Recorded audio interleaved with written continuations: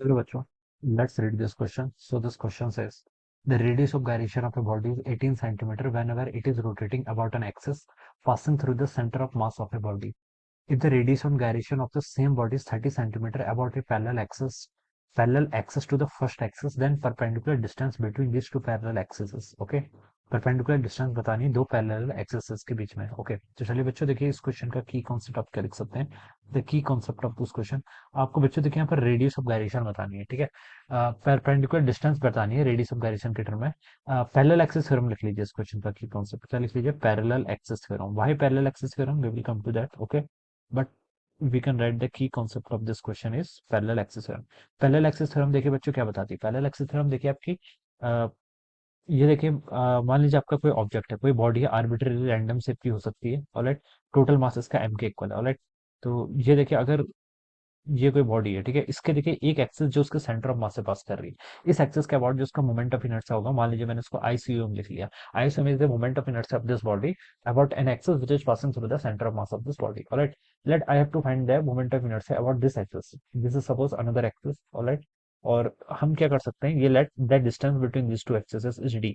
इन दोनों एक्सिस के बीच की डिस्टेंस कितनी है, डी के इक्वल, ऑलराइट। तो मुझे अगर इस एक्सिस के अबाउट जो मैंने दूसरी एक्सिस ले रखी है, ठीक है, इसको मैं वन एक्सिस बोल देता हूँ, इसको मैं एक्सिस टू बोल देता हूँ। एक्सिस टू के अबाउट अगर मुझे moment of inertia find out करना है, तो मैं यहाँ पर पैरेलल एक्सिस थ्योरम का यूज करूंगा। पैरेलल एक्सिस थ्योरम बताती है कि जो फर्स्ट बॉडी है, ठीक है, बॉडी के जो सेंटर ऑफ मास से जो एक्सिस जा रही है उसके अबाउट जो मोमेंट ऑफ इनर्शिया है, plus the whole mass of the body, let the total mass of the body is M, total mass M के इक्वल है, टाइम्स देखिए इन दोनों एक्सिस के बीच की डिस्टेंस कितनी, डी, डी का स्क्वायर कर लेंगे। So this is the statement of the parallel axis theorem. ये किसका स्टेटमेंट है, आपका पैरेलल एक्सिस थ्योरम का आपका क्या है, स्टेटमेंट है, ओके। तो ये आपका यहाँ पर से स्टेटमेंट हो जाएगा। अब क्वेश्चन में देखिए यहाँ पर हमें क्या बोल रखा है, the radius of gyration of a body is 18 centimetre whenever it is rotated about an axis passing through the center of mass, ठीक है। जब इसका सेंटर ऑफ मास से देखिए ये बॉडी क्या कर रही है, रोटेट कर रही है, इस एक्सिस के अबाउट देखिए हमें इसका रेडियस ऑफ गायरेशन दे रखा है, ठीक है। तो देखिए रेडियस ऑफ गायरेशन का मतलब ये हो गया कि सेंटर ऑफ मास के अबाउट ही इसका अगर मोमेंटम इनर्शिया फाइंड आउट करें, तो कोई बॉडी है, ठीक है, इसको एम के स्क्वायर लिख लेते हैं। इन जनरल कोई बॉडी, इसका तो हमें ये नहीं बताया कि सिलेंड्रिकल है या कुछ है, ठीक है, कुछ फिक्स नहीं बोला है, तो हम रेडियस ऑफ गायरेशन के ही लेंगे यहाँ पर, ठीक है। तो उसकी वैल्यू आपको आपको गिवन कर रखी है कितनी, 18 सेंटीमीटर के इक्वल है, ठीक है। तो के की वैल्यू यहाँ पर कितनी गिवन कर रखी है, 18 सेंटीमीटर, ठीक है। देखिए बॉडी का आर्बिट्रेरी कुछ भी शेप हो सकता है, बॉडी आपकी स्फेरिकल हो सकती है, बॉडी आपकी सर्कुलर हो सकती है, ठीक है, सर्कुलर रिंग हो सकती है, बॉडी आपकी डिस्क हो सकती है, कुछ भी हो सकती है, ठीक है। तो वो डिफाइन नहीं कर रखा है, इसलिए हम यहाँ पर क्या टर्म डिफाइन करते हैं, रेडियस ऑफ गायरेशन, ठीक है। रेडियस ऑफ गायरेशन आपका इसलिए डिफाइन किया जाता है। तो यहाँ पर देखिए हमें बता रखा है कि इसके about the radius of gyration of a body is 18 centimetre when it is rotating about an axis passing through the centre of mass of the body, alright, ठीक है। If the radius of gyration of the same body is 30 centimetre about parallel axis to the first axis, okay, यानी कि इस axis के about इसका radius of gyration कितना आ रहा है, सेम बॉडी का 30 सेंटीमीटर आ रहा है। Perpendicular distance between the two parallel axis, इन दोनों पैरेलल एक्सिस के बीच की परपेंडिकुलर डिस्टेंस क्या होती है, डी। तो बेसिकली आपको यहाँ पर डी कैलकुलेट करके बता रहे हैं, ऑलराइट। तो देखिए बच्चों, इस कंडीशन पे हम यहाँ पर इसको आई की मोमेंट ऑफ इनर्शिया किसके इक्वल होगा, आपका एम के स्क्वायर के इक्वल होगा। ये किसके इक्वल होगा, I time centre of mass plus आपका एम डी स्क्वायर, ठीक है, ये लिख सकते हैं, ऑलराइट। ये हम एक्सिस टू के अबाउट जो मोमेंट ऑफ इनर्शिया बेसिकली उसको मैंने क्या लिख लिया यहाँ पर, एम के स्क्वायर लिख लिया, ठीक है। और सेंटर ऑफ मास के जो हिसाब से जो हमने लिखा हुआ है, ठीक है, इसको एम के प्राइम बोल देता हूँ, चलिए, ठीक है, कंफ्यूजन ना हो, ठीक है। इसके अबाउट मैं क्या लिखूंगा यहाँ पर, एम के स्क्वायर लिखूंगा, किस एक्सिस के अबाउट, टू के अबाउट।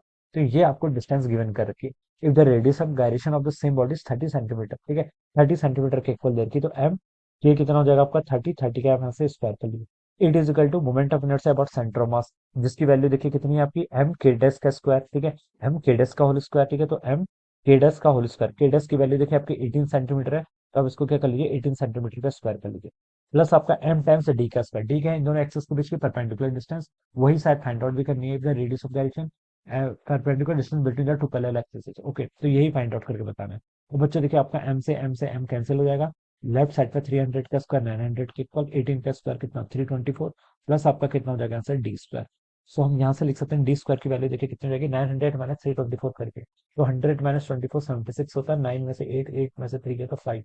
तो ऐसे डी स्क्वायर की वैल्यू कितनी, 576, और 576 हमें पता है रूट होता है किसका, 24 का, राइट। सो 24 सेंटीमीटर का राइट आंसर होता है, this would be the perpendicular distance, जो कि आपको थर्ड ऑप्शन में गिवन किया हुआ है। तो option 3 will be the right answer of this question, okay. I hope you all understood this concept, all the best and thank you so much.